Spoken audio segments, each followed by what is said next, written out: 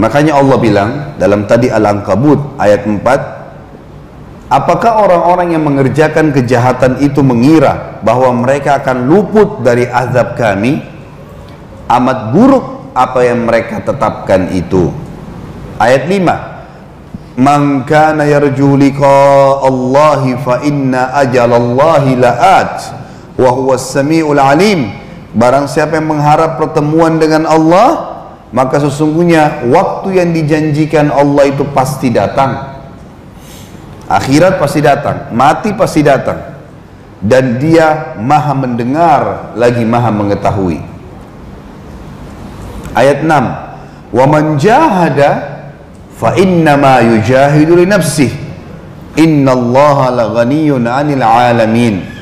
Siapa yang berjihad, siapa yang memaksakan diri dalam ibadah, siapa yang memaksakan diri meninggalkan dosa, maka sesungguhnya pemaksaan diri itu manfaatnya buat diri dia sendiri. Sesungguhnya Allah benar-benar maha kaya, tidak memerlukan sesuatu dari semesta alam. Teman-teman, ini penting ya, dalam masalah ibadah ada dua hal yang Bapak Ibu harus tahu. Sebelum kerjakan ibadah itu, cari tahu al-wa'ad namanya. Apa itu al-wa'ad? Janji positif Allah di ibadah itu. Kalau bahasa ceramah, fadilahnya. Makanya kalau kita baca Riyadus Shalihin, buku-buku hadis selalu ada fadilah sholat tahajud, fadilah sholat duha, fadilah sedekah, fadilah bakti dengan orang tua, fadilah umrah, fadilah ini. Ini dulu, baca ini.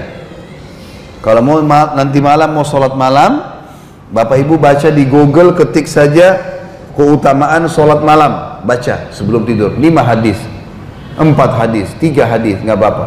Nanti kita jadi mau bangun itu. Yang kedua, paksakan. Harus paksa. Kalau Bapak Ibu tidak paksa bangun sholat malam nanti malam, dan begitu seterusnya, demi Allah sampai Bapak Ibu mati tidak akan sholat malam.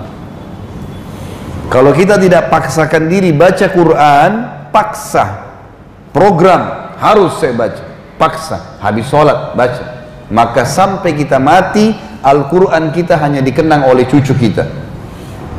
Oh itu di rak, itu Qurannya kakek saya, itu Qurannya nenek saya. Tidak ada gunanya. Makanya Allah menggunakan kalimat ini dalam ayat lain. A'udzubillahi minasyaitonir rajim, walladzina jahadu fina lanahdiyannahum subulana. Orang-orang yang memaksakan diri menuju jalan-jalan kami, kami akan memudahkan dia mendapatkan jalan-jalan kami.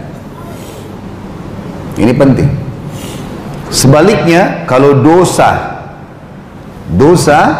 kalau ada Bapak Ibu yang bilang, Ustadz saya ini suka bohong, misal contoh, atau saya riba, atau saya zina, bagaimana saya tinggalkan? Maka saya bilang dua hal. Yang pertama, cari tahu al-wa'id.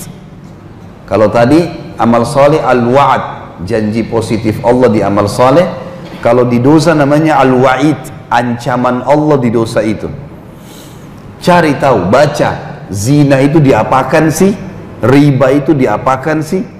Baca 5-6 hadis sebelum tidur. Nanti kita akan tinggalkan. Yang kedua, paksakan. Harus paksa. Godaan ini, godaan itu. Enggak, saya nggak mau. Paksakan. Nggak bisa. Harus komitmen ini.